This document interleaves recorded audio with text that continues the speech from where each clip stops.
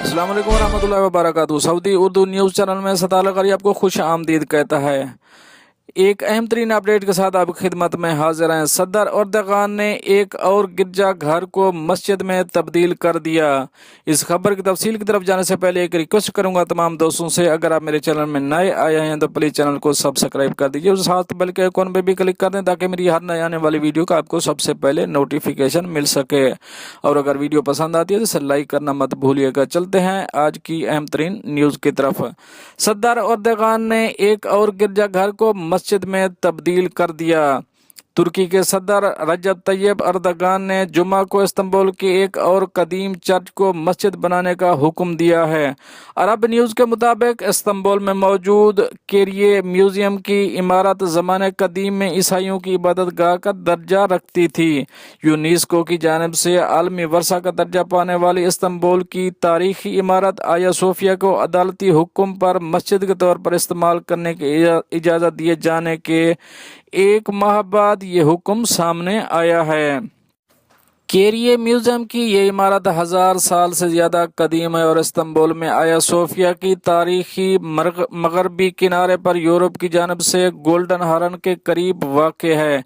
ये कदीम इमारत करोन वस्ती का बाज नतीनी चर्च था जो ज़माना कदीम में ईसाइयों के लिए कीमती असासा था, जो 14वीं सदी में मखसूस किस्म की पेंटिंग से सजाया गया था। कुस्तुनतनिया की फतह के निस्फ सदी बाद तुर्की में उस्मानी दौर के आगाज 1453 में इस चर्च को मस्जिद कारिया में तब्दील किया गया था। दूसरी जंग अजीम के बाद इस तारीखी इमारत को इस वक्त अजायब घर का दर्जा दे दिया गया जब तुर्की में सल्तनत उस्मानिया का सूरज गरूब हो गया था।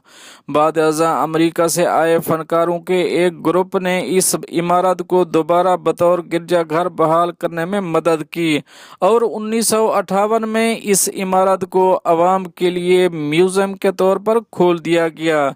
गुज़श्ता चंद बरसों से तुर्की के सदर रजब तैयब एर्दोगान ने सल्तनत उस्मानिया की जानिब से मशरकी रोमन अम्पायर को ख़त्म करने की यादगारों की जानिब तवज्जो दी है। वाज़ेह रहे कि तुर्की की आला अदलिया ने नवंबर में आया सोफिया म्यूजियम को मस्जिद में तब्दील करने की मंजूरी दी थी।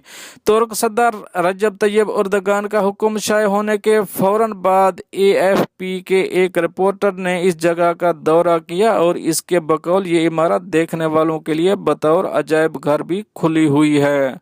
दोस्तों ये तो थी एक अहम अपडेट जो आप दोस्तों शेयर करिए। मिलते हैं नेक्स्ट अपडेट के साथ नेक्स्ट वीडियो में, तब तक के लिए अल्लाह हाफिज।